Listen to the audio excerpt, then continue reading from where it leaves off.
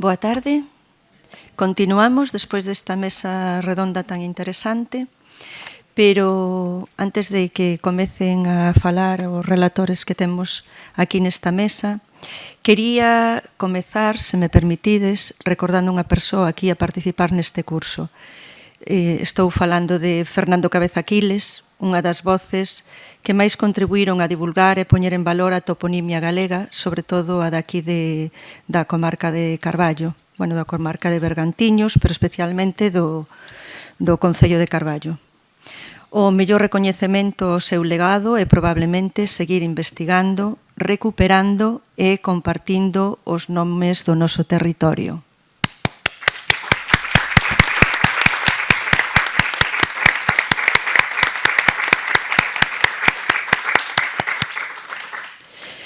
E agora sí, retomamos a xornada cunha mesa redonda sobre a memoria da terra e dos nomes de lugar, a recuperación da toponimia.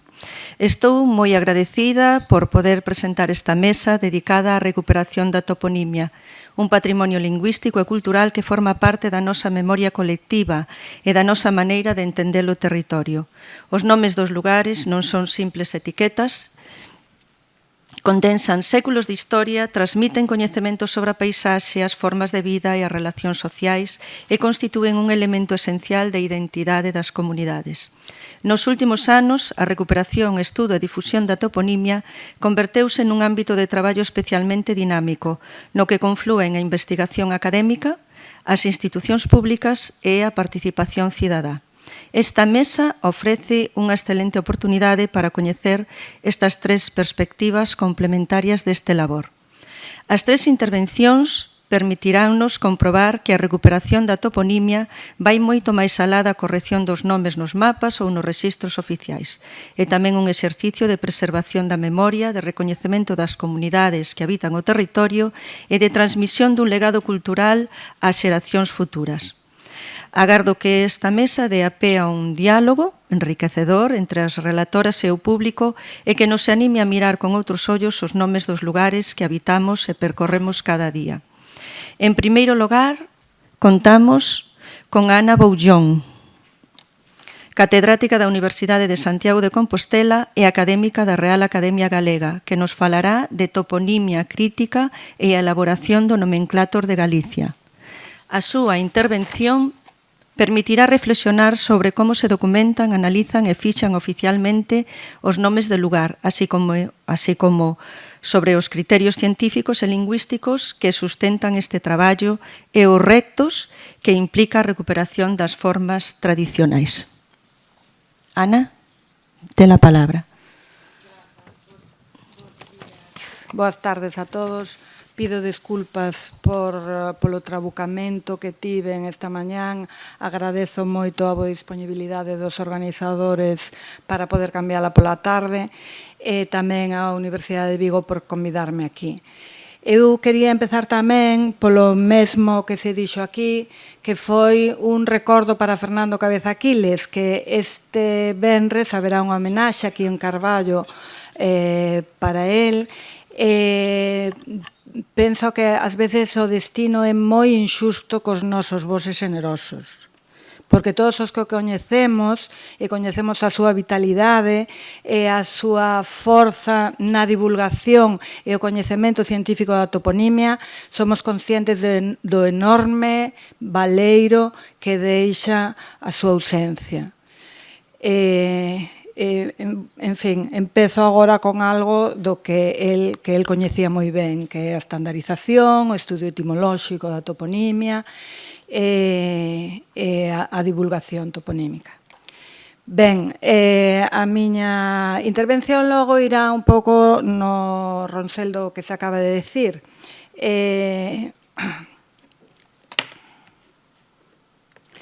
Empezarei falando da estandarización da toponimia.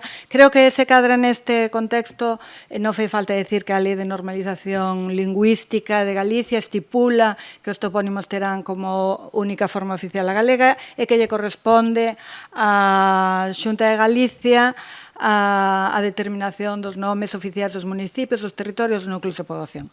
Todos os que coñecemos un pouco a toponimia de Galicia sabemos iso, e temos que congratularnos de que a Lei de Normalización Lingüística fose así, porque non é así noutros sitios onde teñen unha lingua propia.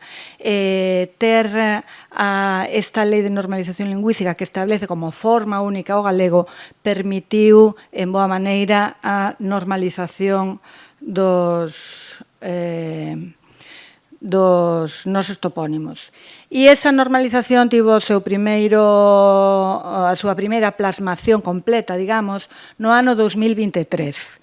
Digo, 2003, confundime aquí, 2003. Bastantes anos despois de establecerse a Lei de Normalización Lingüística e o Estatuto de Autonomía, pero foi porque foi un labor enorme dada a situación en que estaban os nomenclátores naquel momento. Unha situación absolutamente anárquica, con moitos topónimos castelanizados, non todos, pero moitos topónimos castelanizados, cambiados, é dicir, era unha situación moi difícil despois de 400 anos de anarquía lingüística e anarquía gráfica.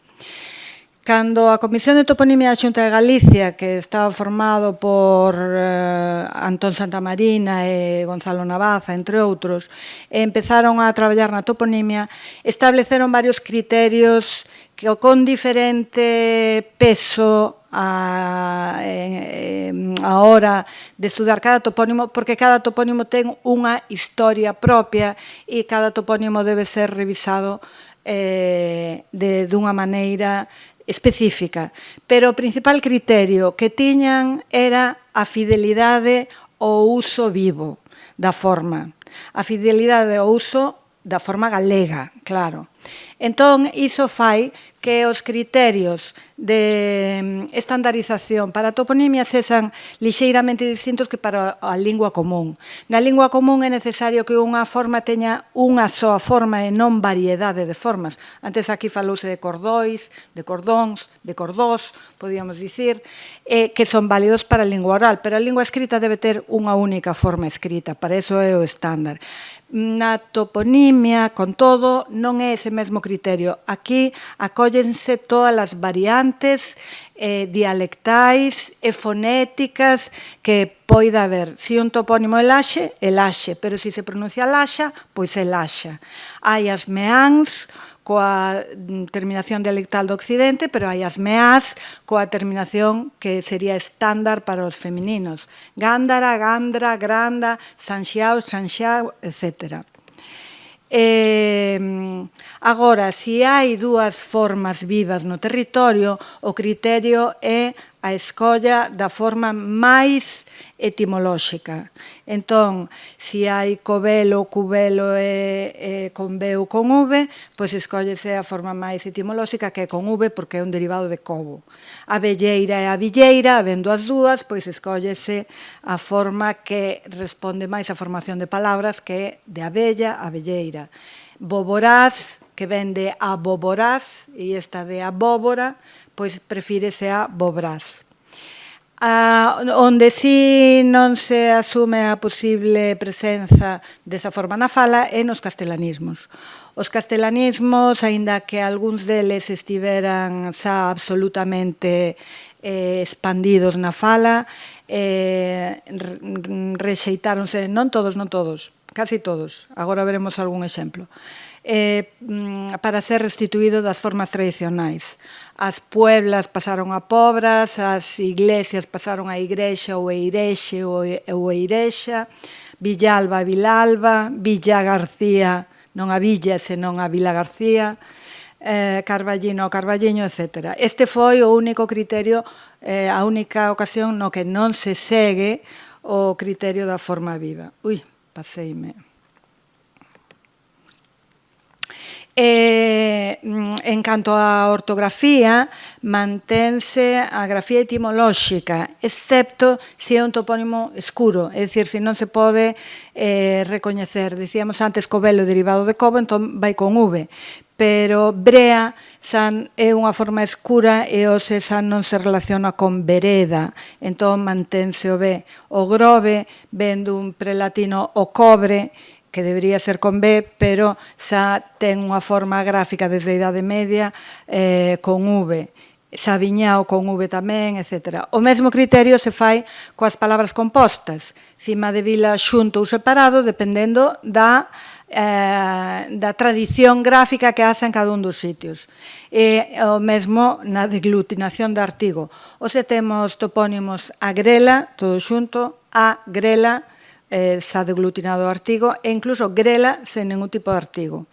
Non se pode escoller unha forma unitaria para todos porque en todos depende da tradición. A presenza ou ausencia do artigo é variable. Hai sitios seixo e hai sitios o xeixo. Non quere dicir que o que perdeu o artigo sexa castelanismo. Perdes o artigo pola mesma deriva do idioma. Entonces, o que se actúa aquí é con respecto á forma viva.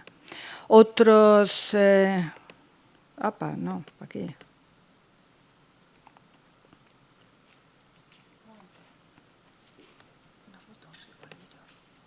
A ver, así, ou pa diante. Casos particulares que escapan un pouco a estes criterios, o que acabo de decir do grove, a deglutinación dun falso artigo. O latín episcopus, a vogal inicial foi interpretado como un artigo, o bispo. Entón, hoxe temos a palabra bispo. E así pasa exactamente igual con moitos outros topónimos. Entón, o grove, pois os falantes non entenden xa que esa forma inicial sexa un artigo, sexa forma parte do nome, interpretamos como un artigo, entón din estou no grove, vou para o grove. E por iso se mantén separado, aínda que iso non sexa etimolóxico.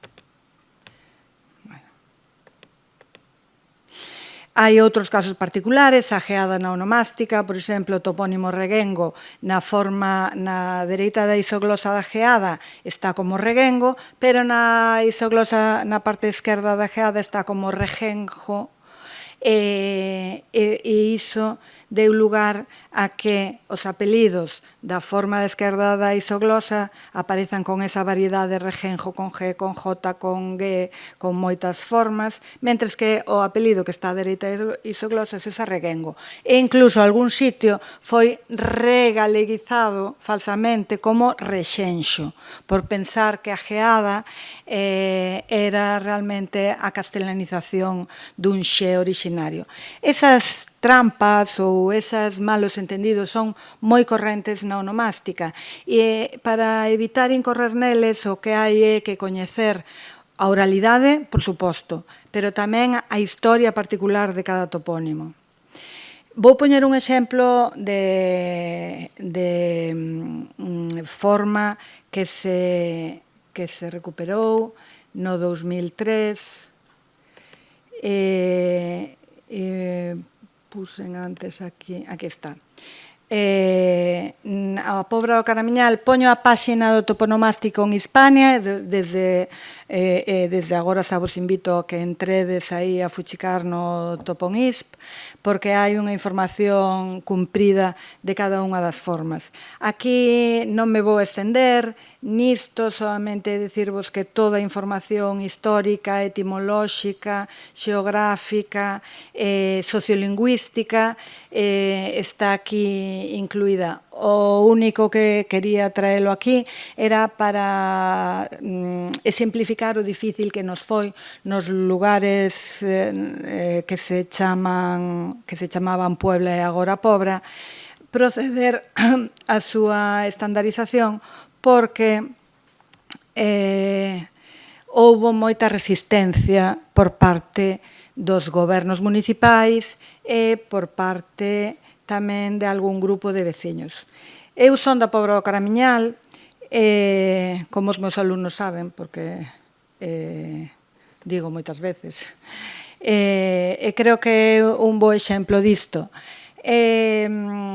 Ali, cando foron os anos 80, eu pertencía a unha asociación asociación cultural que se chamaba Miserela, e no momento en que a Xunta, a Comisión de Toponimia, propuso a forma pobra, houve aí un medio levantamento, unha insurrección por parte do Concello. Na asociación quixemos preparar unha mesa redonda para informar a veciñanza de por que se facía ese cambio. O alcalde naquel momento pois prohibiunos facer esa mesa redonda. Como consecuencia de que nos prohibira iso, nos apelamos ao defensor do pueblo, o Valedor do Pobo, e o Valedor do Pobo iniciou un proceso contra ese alcalde e acabou inhabilitando o alcalde por prevaricación. Isto, quero dicir, unha mensaxe para a xente nova, que ás veces o que se fai desde as asociacións culturais tamén ten efectos reais na vida.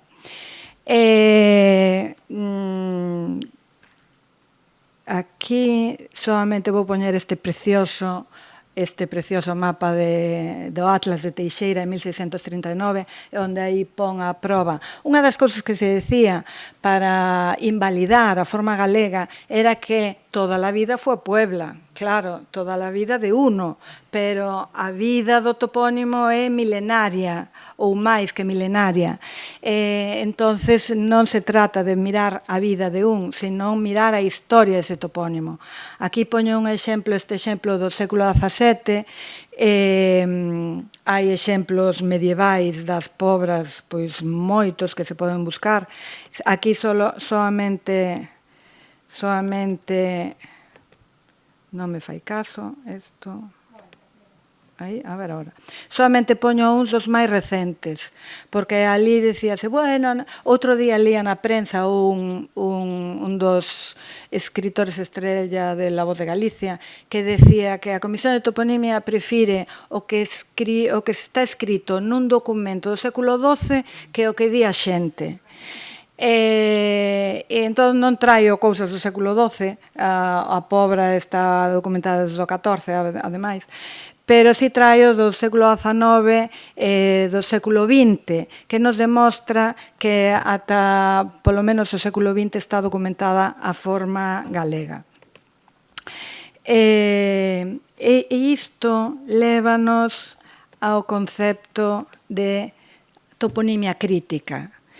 A toponimia crítica é unha nova orientación que hai nos estudos de toponimia, no que deixa de poñer o foco só no estudo etimolóxico dos topónimos, que eu creo que siguen sendo importantes e creo que hai que facelos tamén, pero atende máis ás condicións sociais que teñen os topónimos dentro da sociedade na que están. Ali desenvolveuse o concepto de vencello toponímico.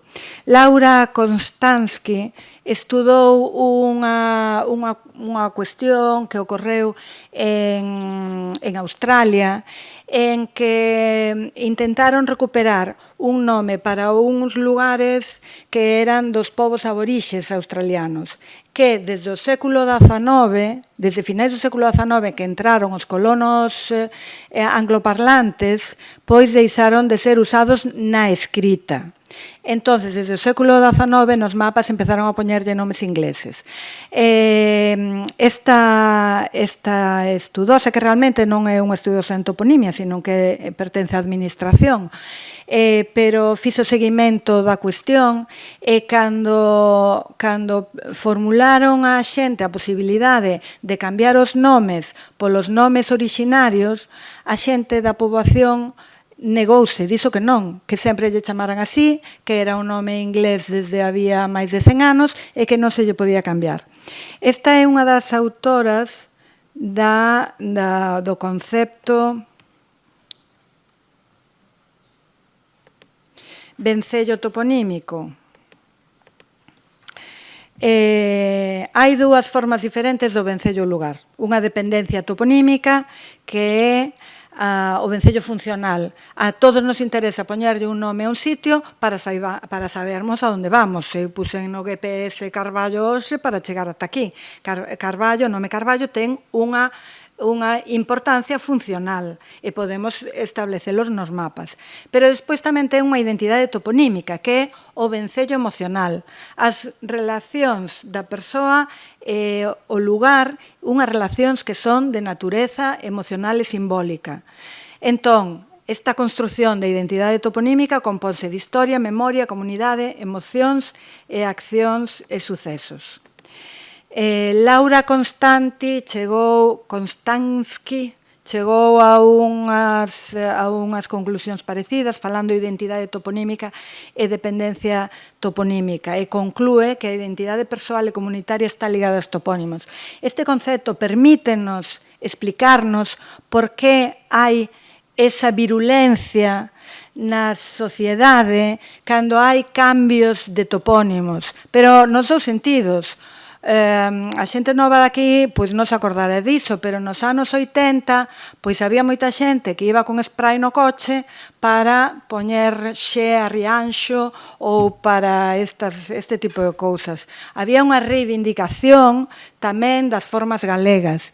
E agora pois esa virulencia que tiña a xente, no caso da miña vila, de defender Puebla, falaban en galego, o alcalde decía, non, é Puebla do Caramiñal, porque nós falamos en galego, decimos Puebla do Caramiñal.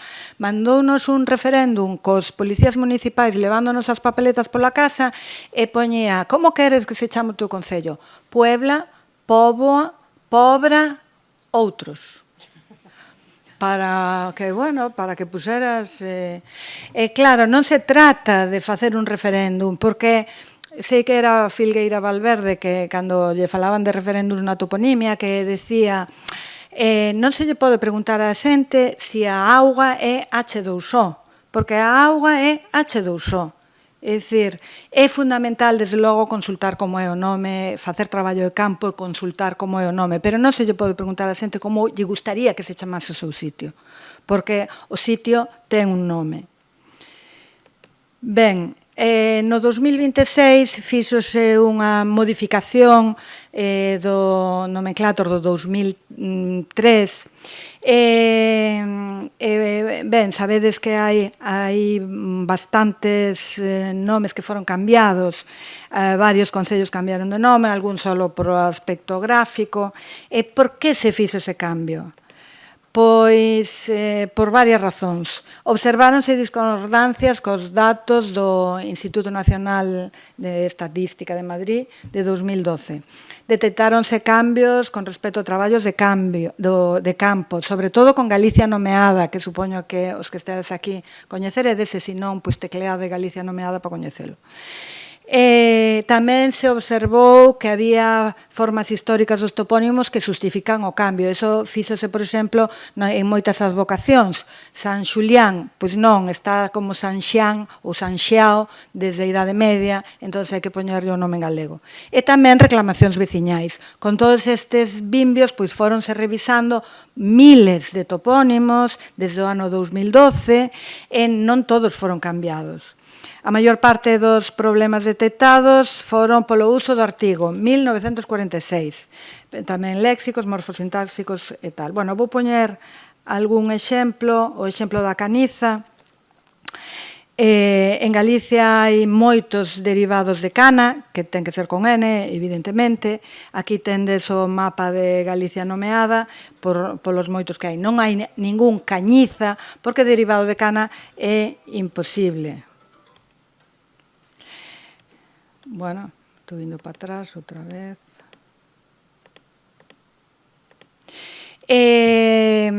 Este foi un dos casos en que no do 2003 se deixou a forma en castelán porque se pensou que era un castelanismo moi antigo, igual que agora está pasando con Maceda en Manzaneda, que é un castelanismo xa medieval. Pero a partir de 2012, na Comisión de Toponimia había unha posibilidade de consulta dos corpus históricos, por exemplo, dos que se carecía antes. Entonces, puídose rastrexar de maneira moito máis efectiva os topónimos como eran. E Caniza vimos que había moitos testemunhos da Caniza históricamente. Aquí tendes un caso do século XVI, outro do Padre Sarmiento, de 1745. Cando se constituiu o Concello constituíuse ca súa forma en castelán, La Cañiza ou Cañiza só. Pero a memoria continuou. Nós fomos ali, como parte da Comisión de Toponimia, fomos ao Concello da Caniza a explicarlle á veciñanza por que se fixera o cambio. Entón estaban todos así calados, tal, ao principio, pero despois empezaron a dicir, sí, meu avó decía Caniza, os meus tíos non sei que. E entonces a xente empeza a recordar testemunhos da forma que aínda ata hai moi pouco estivo viva. Entón, esa foi a razón pola que se acordou restituíla. Non todos os casos son tan exitosos.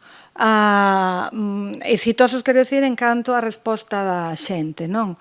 Que supoño que veríades na prensa, porque houve semanas en que eso estivo na prensa bastante álxido, o caso de Moscoxo e outros. Moscoxo é unha parroquia de Pazos de Borbén.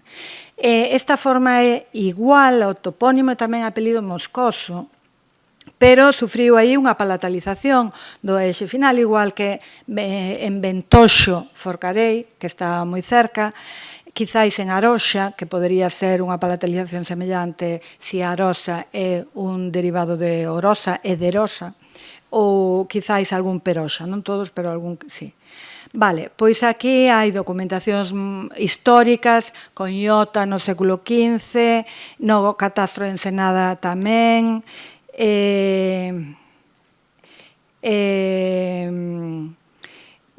Sarmiento outra vez, na prensa actual aparece o equipo de fútbol de Moscoxo, en Sermos Galicia, hai incluso unha cantiga, María Antonia Modixo no monte a pallar o toxo, todas as mozas de fora vense casar a Moscoxo. Moscoxo se rima con toxo e que é con xe. E así está publicado. Pero a xente da veciñanza non está moi de acordo. Sei que gastaron 20.000 euros en facer este cartel. Fixeron reclamacións, fomos ali, non eu personalmente, pero foi xente da Comisión de Toponimia a explicarlles por que se fixera isto e estaban moi enfadados. E agora o cartel, fixadevos como está escrito o cartel das festas que tiveron lugar a semana pasada. Un deles chamoume, un desa asociación chamoume a mí por teléfono, estivemos falando un bo anaco, pero non hai argumentos ante o que o vencello toponímico. Non hai argumentos. Entón, con isto que quere decir que a cidadanía debe ser informada, debe saber por que se fan estes cambios, debe saber que non son cambios arbitrarios, que se fan os cambios son sempre para restituir a forma orixinal do topónimo e a forma que hai na fala, a pesar da inercia gráfica, a pesar da inercia de séculos de cartaces que mostren outra forma. Por tanto, creo que aparte de facer un traballo de gabinete, de historia, de pescuda, hai que facer un traballo de cara á cidadanía, porque non se pode ignorar en absoluto esta forza emocional que ten o vencello toponímico, máis en Galicia, que somos millonarios en topónimos. Vale, nada máis, non sei se me pasaría. Non, vale. Grazas. Non pasa nada.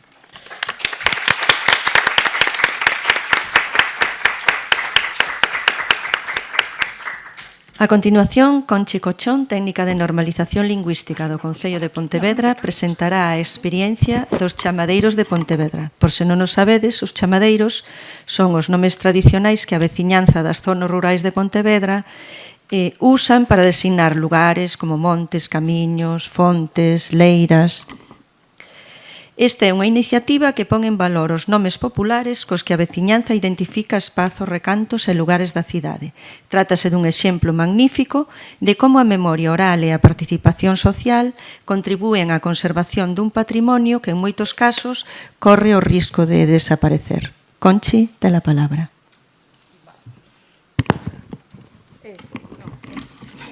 Non sei, este funciona.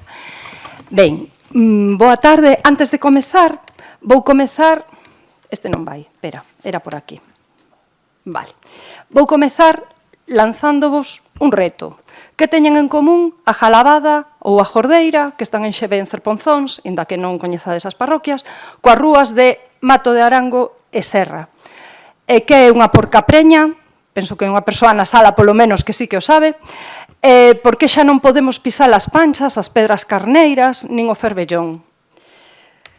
Xa sí que quero dar as grazas, agradezolle á Universidade de Santiago o interese polo, perdón, da Coruña, a Universidade da Coruña, que lle cambiamos o nome. Agradezolle á Universidade da Coruña o interese polo traballo de toponimia que está a facer o Concello de Pontevedra e tamén convidarme para vir a compartilo con vos hoxe. Vou falar, para chegarmos chamadeiros de Pontevedra, vou falar dunha brevísima historia da recuperación que se fixo en Pontevedra, da memoria do noso patrimonio onomástico, tamén brevemente, e unhas pequenas conclusións. Para que vos vayades situando, podedes ver aí o mapa das 15 parroquias de Pontevedra.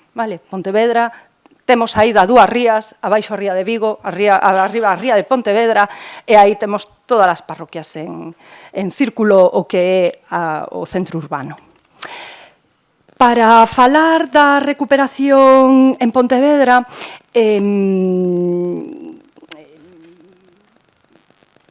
temos que falar de dous ámbitos, o ámbito urbano e o ámbito non urbano, nas parroquias, en Pontevedra e en calquera lugar.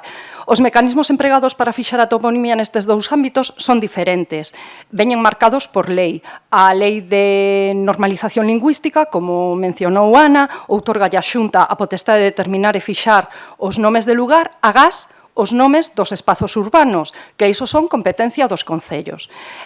Polo tanto, o nome das rúas, avenidas, prazas é competencia do concello. Os concellos poden nomealos ben por resolución da alcaldía ou ben por pleno, por un acordo plenario. Pontevedra faino por acordo plenario, penso que meirán de parte dos concellos fano así. Así que en Pontevedra, para petiscar un pouquiño da toponimia urbana, imos facer un percorrido moi breve, non vos asustedes, por algunhas actas de plenos. Puxen o punto de partida nos anos 80, porque me parece moi importantísimo que a Lei de Normalización Lingüística xa estivese en vigor, e ademais hai algunha outra norma, como ese decreto 132/84, que establece o procedimento para a fixación ou recuperación da toponimia. Esta norma fala de recuperación ou de fixación ortográfica duns nomes que por diversas circunstancias perderon ou viron desvirtuadas ao longo do tempo a súa propia forma ou correcta transcripción. Así que con este marco imos pasar os nosos plenos. Empecei por traervos unha acta plenaria do ano 1986 porque é moi interesante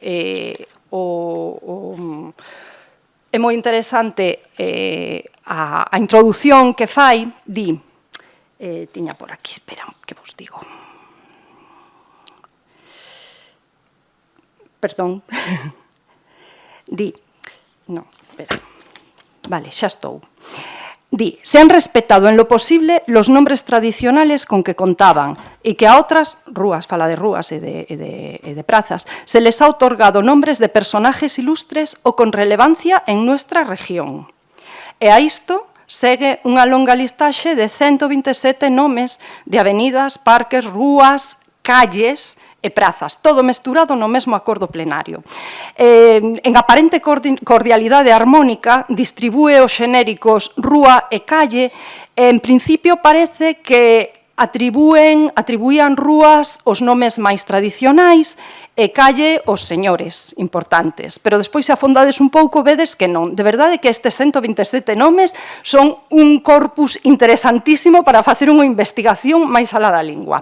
Ben, total, que nese pleno, na primeira columna, vedes unha serie de nomes que recuperan, fixan como vías urbanas, nomes tradicionais, e están ben. E na segunda columna vedes pois algúns exemplos que xa non están tan ben.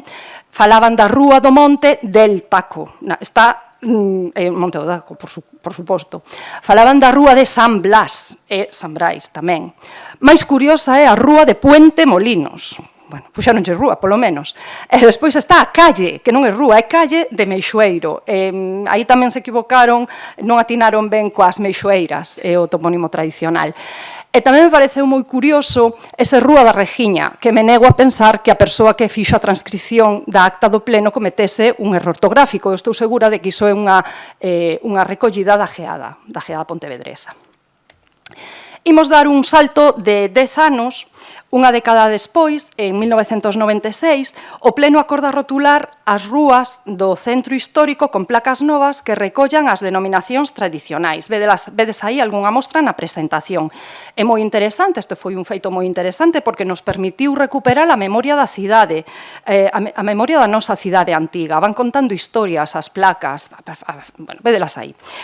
Pero este Pleno vai máis alá, porque tamén di que o punto 6 da orde do día di Callejero municipal, revisión de la nomenclatura de calles y demás vías urbanas con galeguización de los nombres y recuperación de la toponimia tradicional en el casco histórico. Esa revisión da nomenclatura supuxo un cambio de nome de rúas que homenaxeaban a persoas e colectivos de ideoloxía golpista do 36. Pero a xustificación que aparece na acta do Pleno escrita é con el fin de adecuar e modernizar las mismas. Faltaba, tedes que ter en conta que isto era o 96, faltaba unha década para a Lei de Memoria Histórica. O abeiro deste acordo, por exemplo, cambiaronlle o nome a Alameda de Pontevedra, que estaba dedicada, era a Alameda de José Antonio, e pasou a ser a Alameda do arquitecto Sesmero.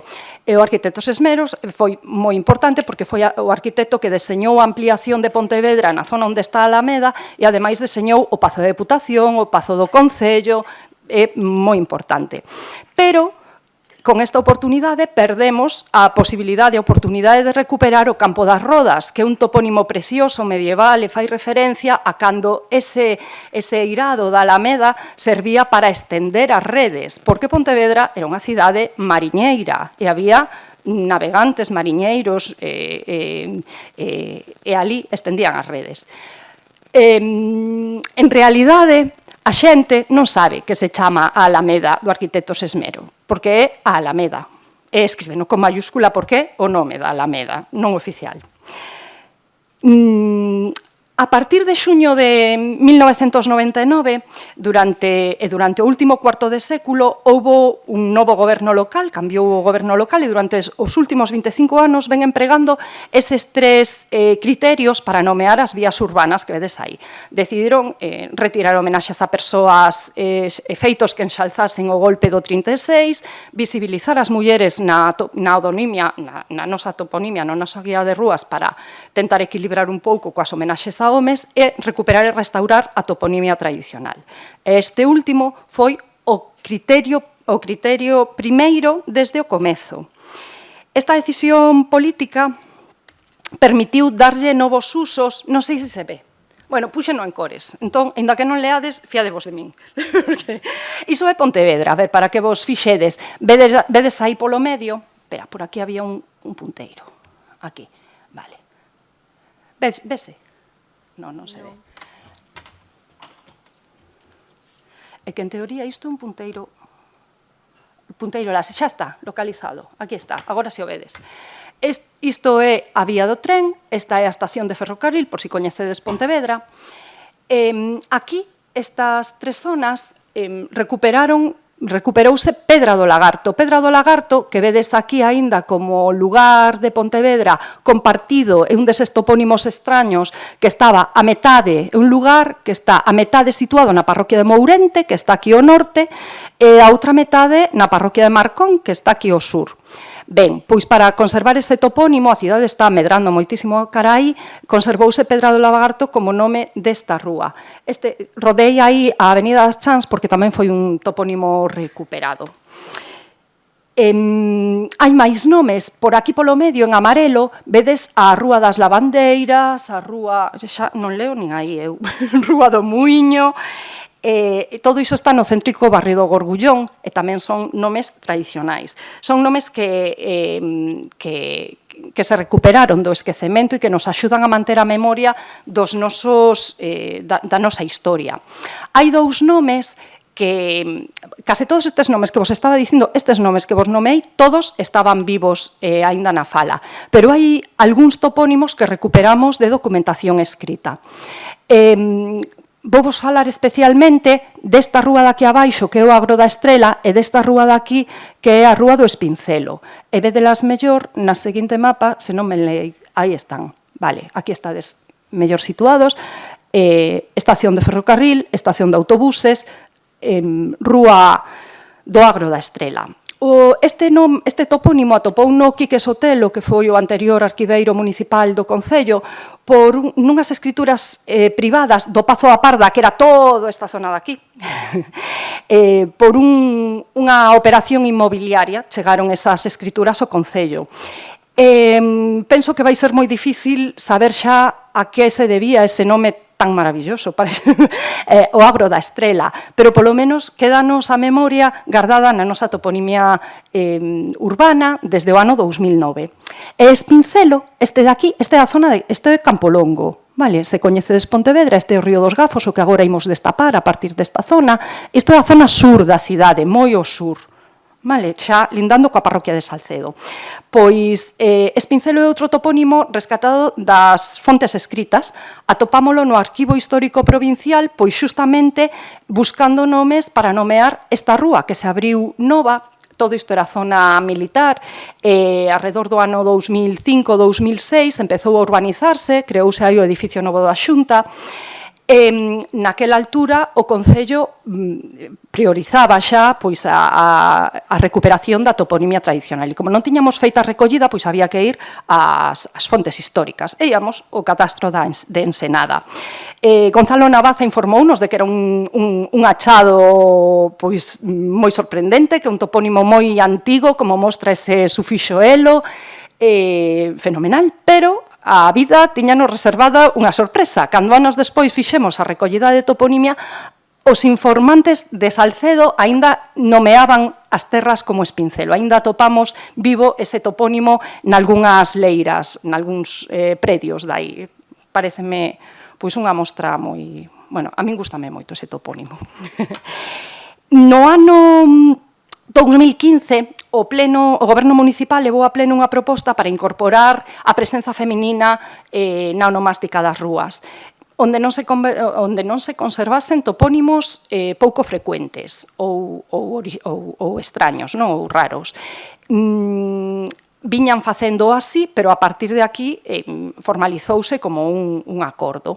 Entón, nese mesmo pleno, no pleno de xullo de 2015, cando se tomou ese acordo, nomeouse esta rúa, isto de aquí é a estación de trens, esta é a Avenida de Vigo, é a estrada que vai para Vigo, isto é o sur da cidade, e abriuse esta nova vía para desconxestionar isto que estaba moi urbanizado, nomeouse como... Josefina Arruti Viaño.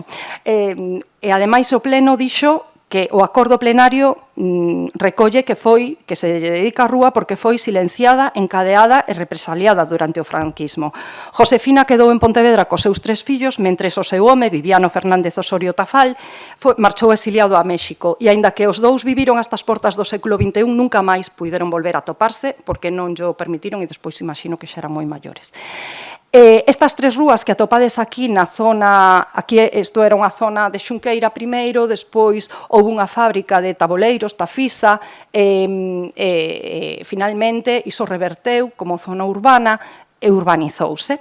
Entón, aí, desde o ano 2019, temos rúas dedicadas pois a Basquida García, que foi xulgada por Meiga, a Dolores Trabado, Ernestina Sotelo, desde o 2019 temos tamén unha rúa dedicada a María Viñals, a Marquesa Vermella, aquí, ao ladiño da Rúa do Espincelo, nun parque que hai. Estamos outra vez ao sur da cidade.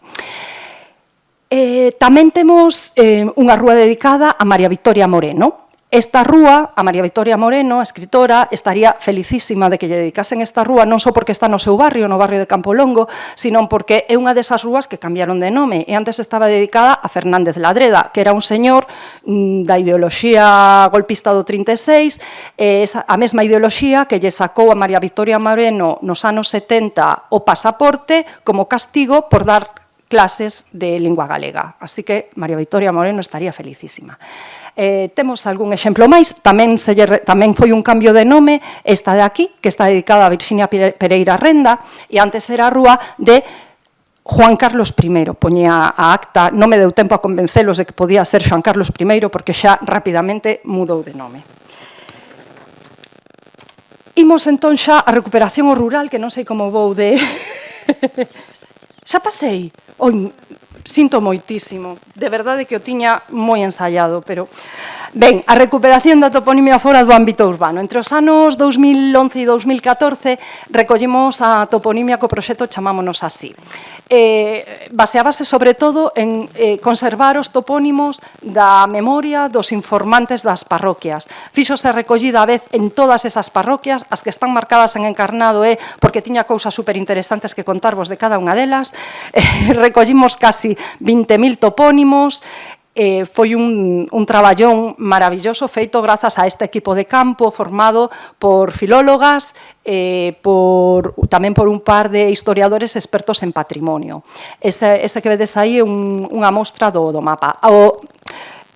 Chamámonos Así, no ano 2011 tiña como eixo principal crear unha base de datos onde se puidesen recoller os topónimos xeorreferenciados e se puidesen ver públicamente. Iso que vos parece agora, nada, era moi difícil de facer, en aquel momento non había ningún portal, o portal de toponimia de Galicia non podía funcionar así. Aquí, a xente que recollía de campo directamente subía os topónimos e quedaban referenciados e automáticamente todo o mundo podía velos. Pero esa base de datos quedou desfasada, non puido acoplarse ao web do Concello e durante un ano e medio de horror perdemos o acceso aos topónimos. A base de datos estaba aí, pero ninguén podía acceder, nin vos desde fora, nin eu desde dentro. Entón, podo presentarvos en completa primicia toponimia.pontevedra.gal, que é a maravillosa base de datos renovada, actualizada, modernizada. Iso que vedes aí é a captura do buscador, pódese buscar por moitos criterios, animamos a vela. Paso xa rapidísimamente a ver cousas que nos permitiu rescatar esa recollida de campo. Pois permitiunos rescatar nomes anegados. Iso que vedes aí, isto que vedes aquí, é o Pontillón do Castro, na parroquia de Verducido, que queda ao norte. Pois o Pontillón, debaixo do Pontillón do Castro, recollemos a Cortegada, que este polígono, a Ponte da Cortegada, o Fervellón e os Lombos, que estaban tamén aquí. Iso que vedes aí, sabedes o que é? Algúnha, sí, Lucía, sabes, non? Isto é a fábrica de Ence, na Ría, e iso é un banco de area, que xa vos podes imaginar que había nese banco de area, nesta zona. Berberechos, polo menos. Toda esta zona é o que acabades de ver, é o que ocupa a fábrica de celulosa. Na recollida de campo, pois recollemos este nome tan extraño, Mar Chiquito, pero polo visto a xente identificaba, era como un pequeno encoro. Antes de facer a fábrica de Ence, xa empezaron a matar o lugar facendo unha estrada que unise Pontevedra con Marín polo medio da duna, polo medio do mar. Entón, o que quedou dentro era o Mar Chiquito, pero ainda era moi productivo. Aí, aquí, vedes as pedras carneiras, ese punto azul que vedes aí, pois está debaixo da cheminea de Ence. Era o lugar máis productivo de toda a ría. Isto que vedes aquí en fronte era o areo da Pedra Foxán, o areón, tamén moi productivo en Vivalbos. Todo o mundo coñecía non só desta banda da ría, tamén da banda de enfronte, que Lourido, no Concello de Poio, tamén viñan faenar aquí. E isto que vedes aquí marcado, como non o vedes, pero é a Sartán, queda só este anaquiño daqui, agora visible. Nunca poderemos saber o que había aí. Lucas Santiago, que foi o técnico que recolleu aí, ademais é experto en patrimonio, indicounos que a Sartán era unha vila romana e unha salgadura que nunca se poderá excavar porque todo quedou patrimonio debaixo da fábrica de Ence. Temos tamén máis nomes soterrados, as panchas, que no catastro de Ensenada aparecen como a Pancha e Pancho, pois están debaixo dunha nave industrial en Cerponzóns. Temos nomes devorados pola cidade, isto que vedes aquí é Pontevedra, Río Lérez, Xunqueira da Gándara, onde está o enil da Xunqueira de Alba, que é mentira, esa é outra historia, confundíronse co nome.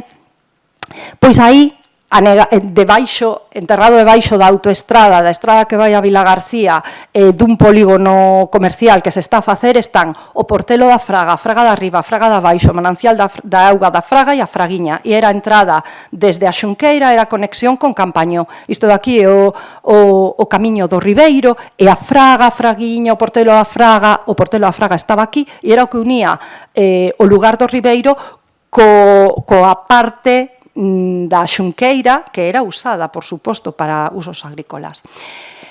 Temos tamén tesouros que perduran. Iso é tamén unha captura de toponimia.pontevedra.gal, animamos a que busquedes, e aí podedes ver xenéricos locais. Os xenéricos locais, non sei se sabedes, pero son pequenos tesouros asociados a toponimia. Son palabras da lingua, palabras de uso normal, pero cun uso especial, diferente, o que teñen o resto das falas do territorio.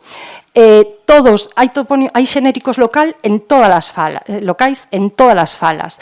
En Pontevedra temos pois cousas tan raras como Aldea, que en Lourizán e Salcedo son as terras que rodean a casa, por exemplo, ou que unha calzada en Bora é un pequeno encoro no río para acumular auga e desviar a cara a un muiño. Ou que a Porca Preña en Mourente é auga que gurgulla dende o chan e que levanta o firme dos camiños e quedou convertido en topónimo. A Porca Preña é como se chama a unha parte dun camiño.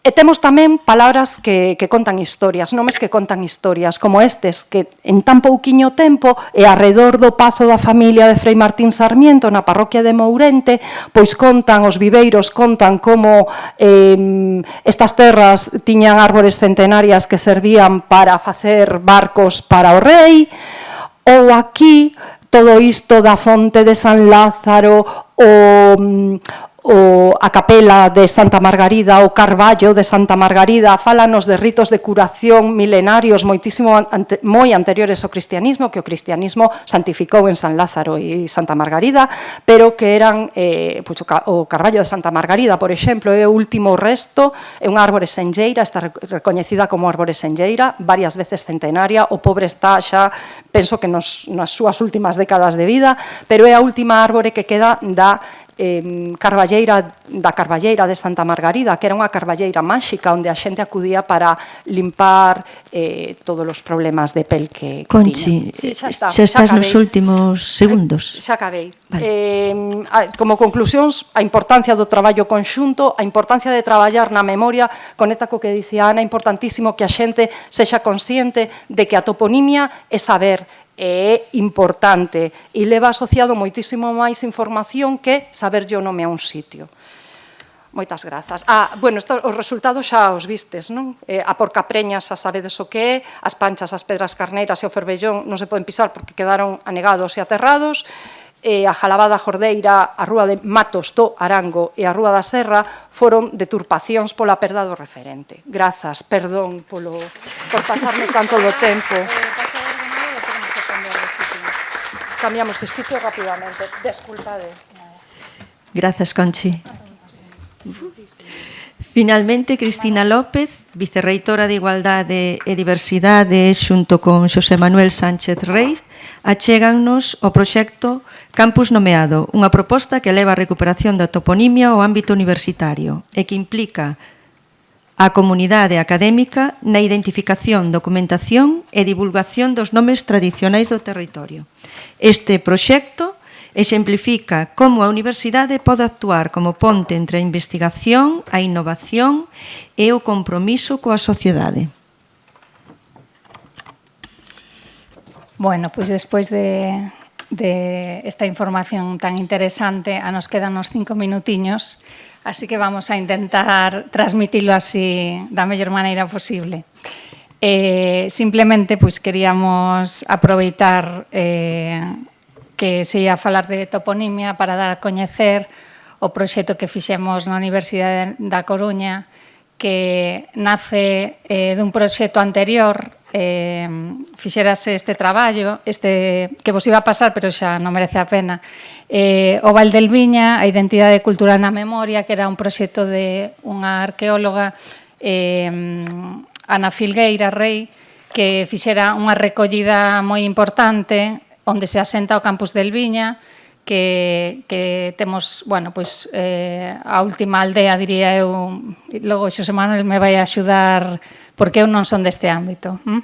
Entón, eu son aquí, igual lle puxen corazón a facer isto, pero me pasa un pouco como a Teresa, non? Que non son experta nestes temas. Entón, deste traballo previo, dese contexto no que vivimos, que temos a sorte de ter un castro no propio campus, disculpade que vamos a sacar esa imaxe que quedou aí, non sei, porque aquí non se ve. Podo volver a botar isto? A ver se ahora podo. Ahora parece que sí. Vale. Vale, pois, eso, mantense no campus del Viña ese castro, non? Castrexo que temos a sorte de ter ali, pero ademais todo o que a rodea, non? E temos aínda a aldea del Viña, a aldea de Castro, que de feito, pois, Paco Vázquez, que saliu tamén ao principio do día de hoxe, dedicouse a poñer toponimia na zona da Zapateira de nomes así moi Berlín, de cidades, non? Berlín, Nueva York, quitando toda esa toponimia tradicional, pero nós tamén descubrimos neste traballo que o que lle chamamos campus da Zapateira en realidade debería ser o campus de Castro. E son cousas, bueno, que se van deturpando, que se van aí modificando e a veces xa costa tamén reverter. Entón, volvendo ao que é o proxecto. Desa proposta inicial, quixemos recuperar a toponimia e entón encargamos tamén un traballo a un veciño, que ademais tamén é arqueólogo, Luis Gómez Souto, que fixera unha nova proposta para facer unhas placas e poder colocalas nunha maneira de roteiro, non? Ademais, nos parecía moi importante, un pouco que se falou antes, traballar coa veciñanza, porque o campus del Viña, pois, se expropiaron terras, non? A veciñanza o vive como un lugar que lles usurpou espacios importantes, non? Hai nomes tan bonitos como a Mariña Dourada, que eran terras moi vizosas, non? Que ali plantaban.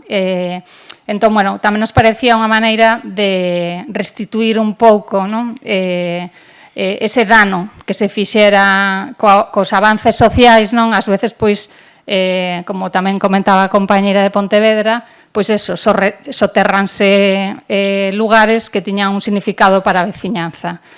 Entón, bueno, non me vou a parar a ensinarvos a página web, porque creo que a podedes ver, tamén tiñamos un vídeo, pero xa non o vamos a poñer, e igual Xosé Manuel, que si é experto en toponimia, nos pode así como contar algunha cousiña, porque agora estamos traballando tamén na parte do campus de Ferrol, que, claro, nos costaba máis, non? Porque onde está situado o campus de Ferrol ten unha orixe máis militar, non ten nada que ver con esta orixe e nos costaba moitísimo máis conseguir esa toponimia original.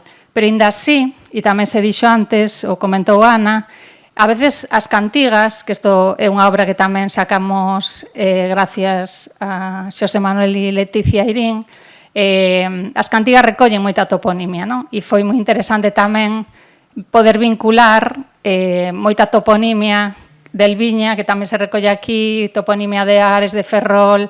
Bueno, pois nada, isto é así moi rápido e ahora lle deixo uns minutiños a Xosé Manuel para que complete isto desde un lugar máis profesional técnico, non? Pois vou comezar a intervención dando as grazas porque esas confusións entre Vigo, A Coruña e Compostela verifican que traballamos unidos e unidas na consecución de obxectivos comuns para o país, para a lingua, que é a recuperación da toponimia. Comentaba tamén antes con Carme que as rivalidades do fútbol aquí desapareceron totalmente e entón sermos de Vigo, da Coruña ou de Compostela, pois para a toponimia é o mesmo porque traballamos na recuperación dos nosos nomes de lugar. Eu nas aulas costumo definir a toponimia, ten un nome científico naturalmente, mas como o espazo en que a terra se converte en lingua e viceversa, en que a lingua se converte en terra. E non sabería, dun modo así un pouco máis bucólico, non sabería decidir cal das dúas definicións é a máis precisa ou a máis correcta. Por iso, nestas xornadas que están dedicadas á memoria histórica, tamén a toponimia ten un valor importantísimo, porque transcende o propio ser humano, a propia familia, as amizades, o bairro, a aldea, e deslócanos para tempos atrás, para moitos séculos cara atrás, con esa información que cada topónimo ten tras de sí. Por tanto, normalizar os topónimos, darlle visibilidade, tamén é normalizar un pouco a lingua, polo menos nese ámbito. Antes comentabas aquí na mesa, non? Toda a vida foi, non sei que. Iso escoitámonos na Coruña tantas veces. Sempre foi a La Coruña.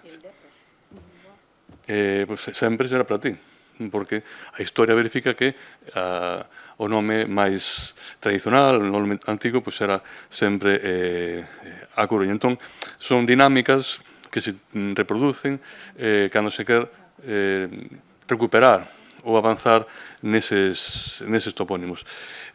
O campus nomeado, de que falou antes aquí en Begoña, está situado en Elviña e marca, por agora, está marcando os topónimos, algúns deles das terras de labor, das vías de comunicación, das carballeiras.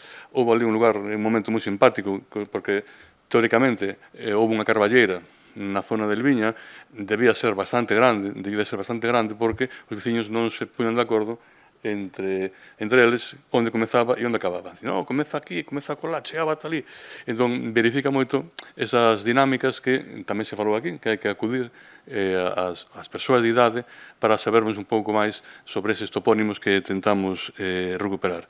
Nese proceso foron colocadas unhas placas en certas zonas do campus, en certos edificios que, dunha maneira ou doutra, fan referencia a eses nomes antigos, tradicionais, que antes eran os habituais nesa zona. E hai tamén eses topónimos tan fermosos, tan o Lagar, a Casa do Lagar, a Mariña Dourada. Hai teorías diferentes sobre as Mariñas Douradas dos veciños. Un dicían que eran porque eran as terras moi bizosas, outros porque se sementaban trigo, era todo amarelo. Ben, hai teorías moi fermosas, mas en todo caso quíxose recuperar ese nome a Mariña ou as Mariñas Douradas. E aquí tamén, na Coruña, pois, ollamos con certa invexa o que se fixo en Pontevedra nesa recuperación dos topónimos tradicionais da cidade no ámbito urbano. Se vos pregunto onde está Cances, que diríades? Aquí ao lado, non? Hai un Cances aquí en Carballo. Hai outro Cances na Coruña, que foi onde nacín eu. E entón, ver como o lugar das Eiras ou das Eiriñas cun topónimo que era tamén Camiño das Eiriñas, acabou convertido calle rúa Comuneros de Castilla. Supoño que nin en Castela teñen unha calle rúa dedicada aos comuneros. Aquí sí, ali sí. Pois claro, eu imagino a miña familia materna que vivían en Cances visitándose as curmás unhas a outras e dicen, onde vas, mamá? Non, vou ver as curmás de Cances. E por onde vas? Non, vou pola calle rúa Comuneros de Castilla. É unha cousa absurda. E por iso é tan importante recuperarmos eses topónimos, porque iso está vivo. O de Comuneros de Castilla non o di ninguén. É unha rúa que abriron para comunicar en a Avenida de Fisterra co bairro da Silva, que está despois de Cances. Entón, hai topónimos que son facilmente recuperáveis. E outros, o fío do que tamén se comentou aquí, quizás sexa un pouco máis complicado. Denominar hoxe en día a Rúa Xan Flórez como o Camiño Novo, ou a Praza Pontevedra na Coruña como Porta da Torre, pois quizás sexa un pouco complicado. Mas esa idea de pôr debaixo dos nomes as denominacións antigas ou tradicionais pode contribuir para recuperarmos esa sonoridade da nosa lingua e deses topónimos. Por tanto, miramos con certa invexa san o que se fai en Pontevedra e noutras localidades.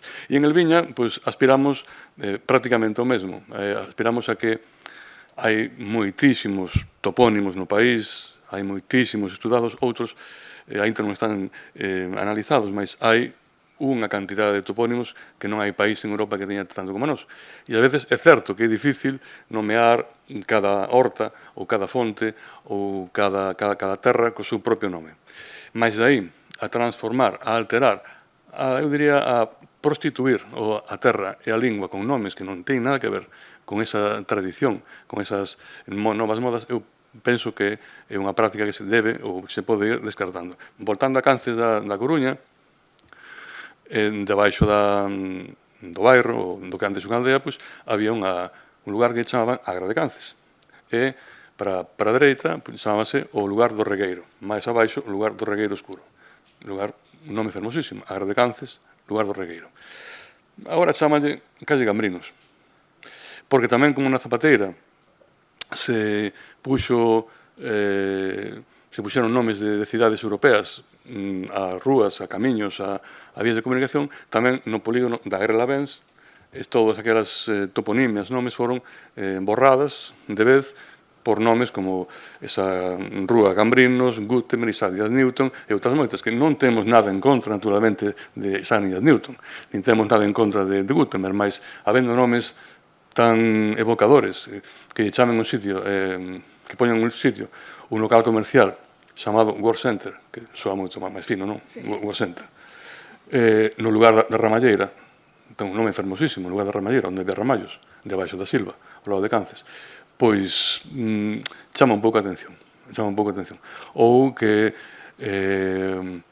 chamen, por exemplo, non me lembro agora o nome actual que ten, mas o lugar da Infesta, entre a Rolda do Outeiro e Cances, o lugar da Infesta, agora ten un nome máis moderno, máis interesante. Pois mudar eses nomes tamén implica un atentado contra esa memoria histórica, que neste caso é centrada na toponimia. E por iso, pasando de Cances outra vez para Elviña, aspiramos nun futuro a que todos eses topónimos sexan coñecidos, sexan postos en valor, sexan tamén estimados polos veciños, porque algúns deles fixemos un roteiro por Elviña, cos veciños diante de Elviña de Castro, ian indicándonos este nome que se puxo aquí estaba máis adecuado a 5 metros ou estaba máis adecuado a 14 metros. Mas, pro caso, foi unha experiencia moi fermosa, foi unha experiencia moi interesante, e aspiramos que, comenzando con Elviña, continuando coa Coruña, con Cances, con Pontevedra, aspiramos a que, en algún momento, todo o país poida presumir deses milleiros de topónimos a través da súa forma tradicional, que tamén fai parte da nosa esencia como pobo galego. Concluo por aquí, dando as grazas a todos pola vosa presenza e a Cristina por me convidar a falar aquí hoxe.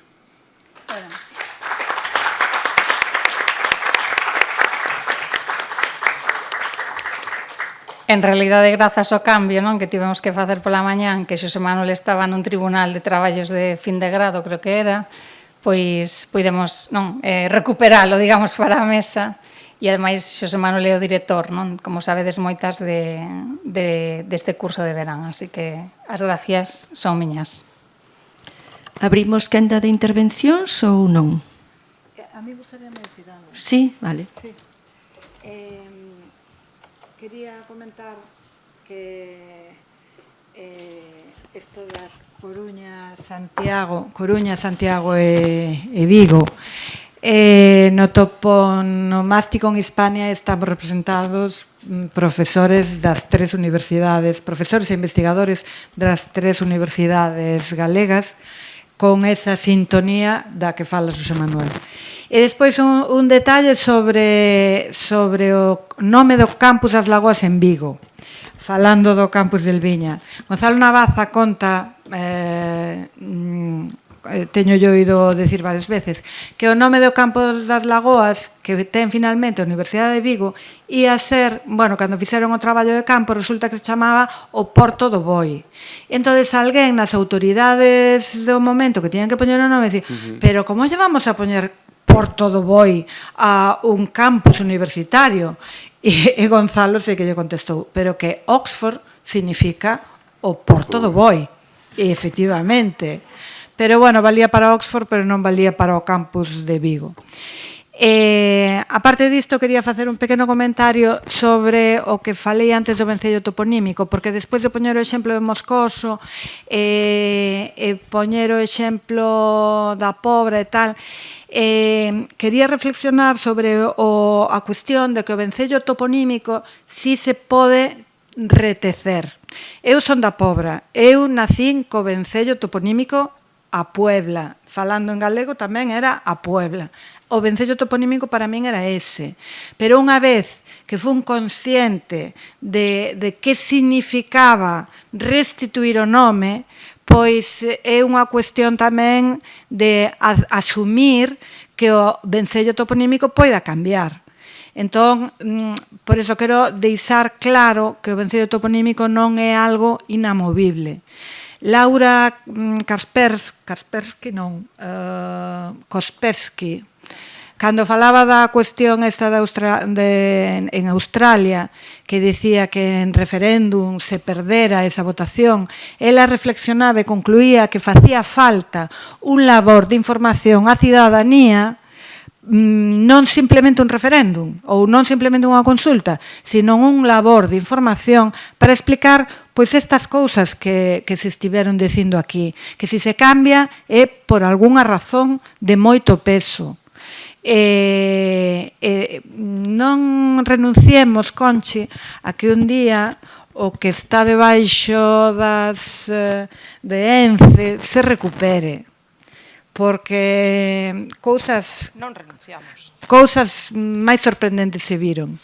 E a propósito deso, tamén quería comentar que este ano na Xornada de Onomástica de Pontevedra vai haber unha comunicación que vai ser de ecoloxía e onomástica, vai haber unha comunicación de Lucas Santiago sobre precisamente a toponimia perdida, pero non tan perdida, porque el recuperou moita toponimia ali, recuperada e quizá recuperada para o futuro. Teñamos esperanza niso.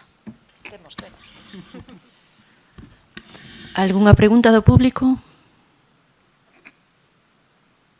Non? Vale, pois aproveito, xa que non vos decidides, quero agradecer moi sinceramente a Ana Boullón, Conche Cochón, a Cristina, a Xosé Manuel, a súa xenerosidade por compartir connosco o seu coñecemento e a súa experiencia. E tamén a todas as persoas asistentes polo seu interese, polas súas achegas. Bueno, achegas non vos podo dar nada, non achegastes. Espero que escoitarades e aproveitarades. Chegaros ata aquí. Oxalá que esta conversa vos anime a prestar máis atención, nos anime a todos aos nomes dos lugares que percorremos cada día, porque en cada un deles hai unha pequena historia, unha pegada da nosa lingua e unha parte da memoria do noso país. Moitas grazas a todos e a todas.